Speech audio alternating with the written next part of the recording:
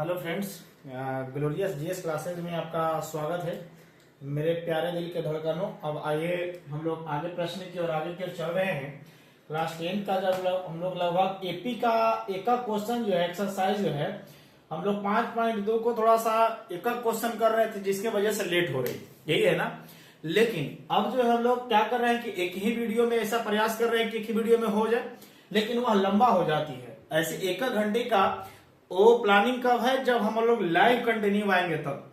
जब लाइव में आएंगे तब एक घंटे का 1.5 घंटे के क्लास चलेंगे और जल्द से जल्द आप लोग का क्लियर हो जाएगा और वो प्रयास जल्द में ही होने वाला है। लेकिन अभी वर्तमान में आइए, अभी जो 18 नंबर प्रश्न है उसको देख लिया जाए। 18 नंबर है 19 और 20। आज हम लोग शायद आज एक्सरसाइज 5.2 का चैप्टर द एंड हो जाएगा। प्रश्न संख्या देखिएगा, बोर्ड पर लिखा हुआ है, क्या है।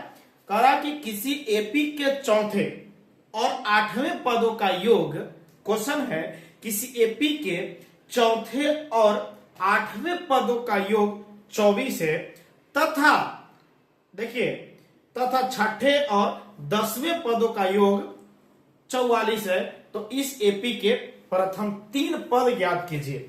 देखिए इसमें क्वेश्चन कह रहा है कि किसी भी एपी है उसका जो है चौथा और 8वें पदों का योग, चौथे और 8वें पदों का योग 24 है। अब बताइए, पद है, चौथा पद रहे, 8वां पद रहे, 5वां पद रहे, कुछ भी पद रहे, उसे क्या मतलब है, हमारे पास प्रथम पद और पदांतर रहेगा तभी तो पद बनेगा।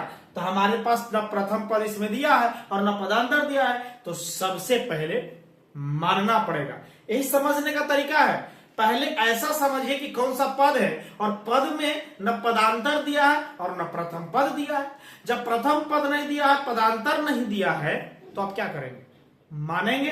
तो मानिए, तो सबसे पहले सॉल्यूशन में लिख करके क्या करेंगे, पहले लिखेंगे माना कि, देखिए माना कि एपी का प्रथम पद बोलिए क्या लिखेंगे, ए से सूचित कर रहे थे हम लोग, ये हम लोग मालूम ही नहीं है तो क्या करेंगे, प्रथम पद ए तथा पदांतर बोलिए क्या है, डी है, ये है ना। अब चलिए, जब यहां तक तो कोई दिक्कत है, यहां हम अपना काम हो गया। अब चलिए किताब से, अब कह रहा है कि एपी के चौथे और 8वें पदों का योग। अब बताइए प्रश्न में कह रहा है, ये प्रश्न में कह रहा है किताब में, तब यहां से लिखना होगा कि प्रश्न से दिया क्या चीज है कि चौथा और 8वें पद, यानी चौथा पद को टी से, चौथा पद और 8वें पदों का योग कितना दिया है, 24 है। यही तो प्रश्न है, यही प्रश्न है ना, क्वेश्चन यही है कि सीएपी के चौथे और 8वें पदों का योग 24 है। अब सोचिए, अब यहाँ चौथा पद और 8वें पदों का योग मतलब जोड़, योग के मतलब क्या होता है, जोड़ 24 दिया हुआ है। तो अब आपने आप इसको क्या लिखिएगा, पीछे वीडियो में बहुत बार बोल चुके हैं। जैसे मान लेते हैं आपको जोड़ लेता है, मान ले 24 मान लेते हैं, तो a + 23 डी लिखते थे, क्योंकि हम लोग जो है पदांतर को पदों की संख्या से एक कम करके ही लिखते थे। अब मान लेते हैं कि आपको जो है 26 लेना है, तो बोलिए a + 25 डी लेंगे। तो अब यहां बताइए T4 है, चौथा पद है, तो a + 3 डी लिखेंगे कि नहीं लिखेंगे, बोलिए।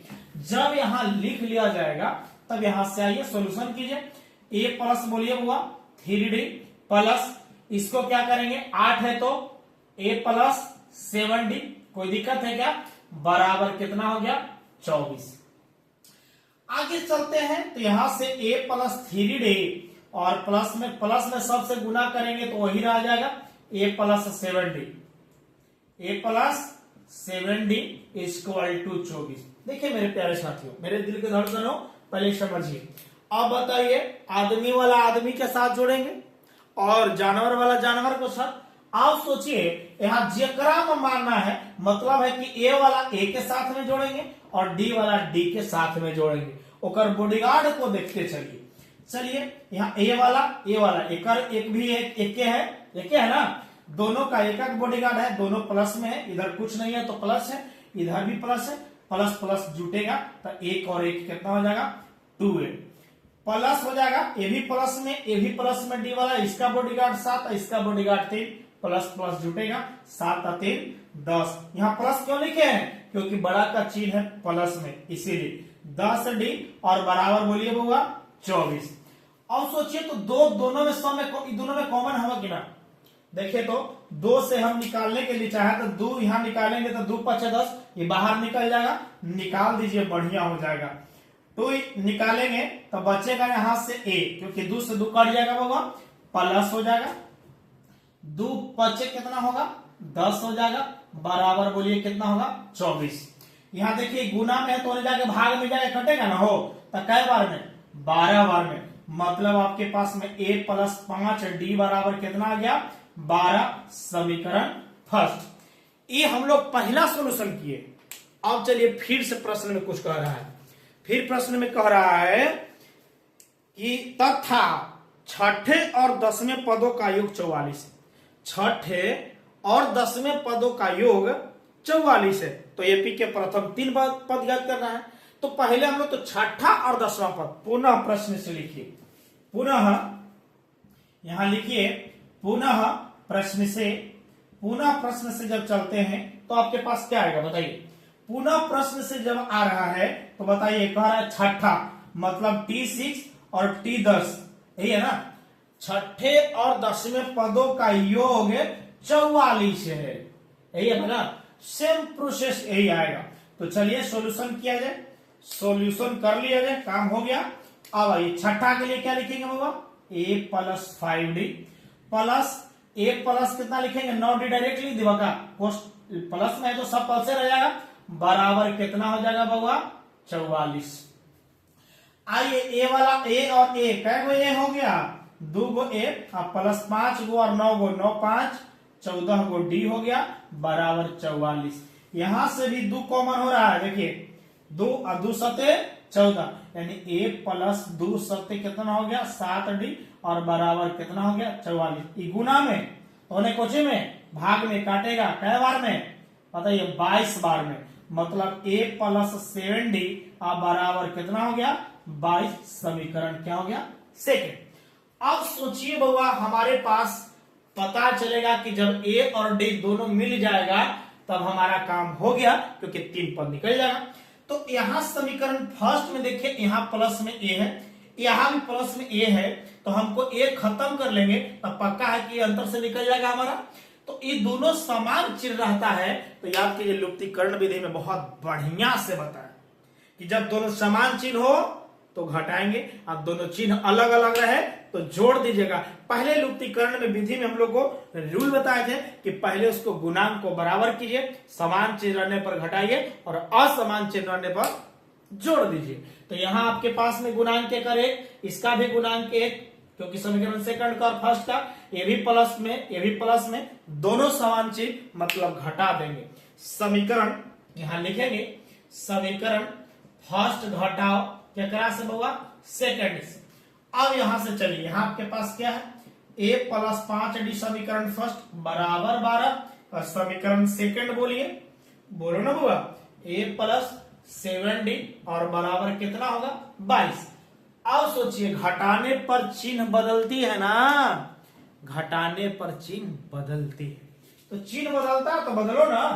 आप क्या सोच रहे हैं, प्लस है तो माइनस, प्लस तो माइनस, या कुछ नहीं तो प्लस तो माइनस, भला गेलो लटकलाता गेला तो गेलो। अब आइए यहाँ, अब बताइए यहाँ आपने सोचिए नीचे माइनस और ऊपर प्लस, प्लस माइनस माइनस घटेगा बड़ा से छोटा, बड़ा कौन है 7, छोटा कौन है 5, 7 में से 5 गया 2d होगा ना। बोलिए चिन्ह कैसा रहेगा 7 का, बड़का का चिन्ह माइनस तो माइनस बराबर, यही भी देखिए ऊपर प्लस है नीचे माइनस, प्लस माइनस माइनस घटेगा, घटाइए 22 में से 12 जाएगा 10 बचेगा, 10 तो बचेगा बहुत बढ़िया, लेकिन चिन्ह हमेशा बड़का का चिन्ह माइनस में, ये माइनस और माइनस प्लस हो जाएगा बाबा, कोई दुख हवा आई 2 गुना में है तो उन्हें कोची में भाग में, माने 2 पचे 10, मतलब d बराबर कितना मिल गया 5 मिल गया।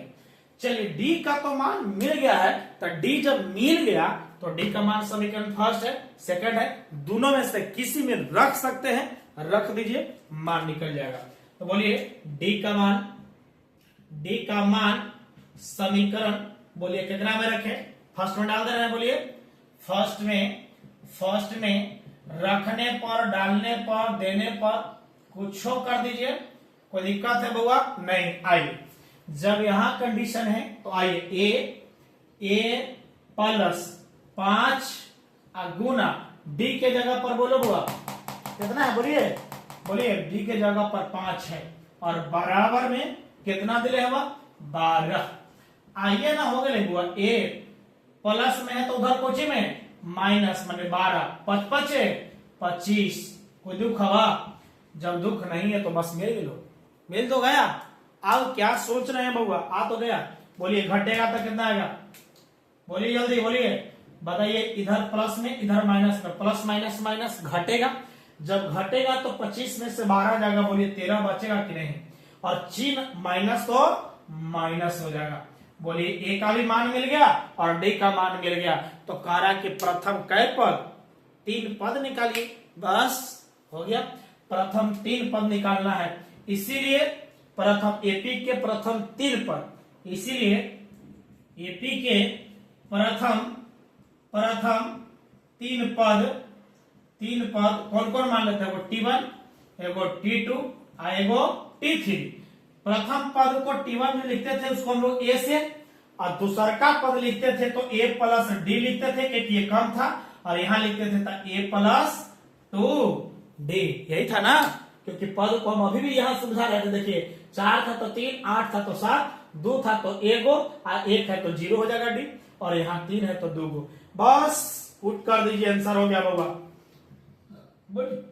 बोलिए ए का मान कितना -13, बस हो गया एगो, और एक और बाद में बोलिए कॉमा दे दीजिए, ए के जगह पर बोलो हुआ -13 प्लस डी के जगह पर मान मिला था 5 हुआ था, और ए के जगह पर -13 और प्लस 2 गुने डी के जगह पर 5 आया था, बस तो हो गया। यानी आपके पास में -13 एगो हो गया, और -13 में से 5 गया तो -8, और एगो बचेगा 5 दूनी 10, और -13 में से 10 जाएगा -3, अतः एपी के प्रथम 3 पद -13 -8 -3 है, अतः एपी के प्रथम 3 पद बोलिए कौन कौन हुआ, -13, -8, -3 है, यही तो है ना, बस ये आपका आंसर हो गया। चलिए जिस बच्चों को परेशानी हुआ, समझ में दिक्कत हुआ, जरूर कमेंट करेंगे, जरूर बताएंगे, उसके बाद में हम लोग बोलिए तो इसी में खत्म कर दें, और नहीं तो 2 प्रश्न है, अगले वीडियो में इसको क्लियर करें, बताइए जैसा बताइए तो उसके अनुसार कर लिया जाए, क्योंकि हम लोग आगे क्यों देखते हैं। तो चलिए, थैंक यू सो मच।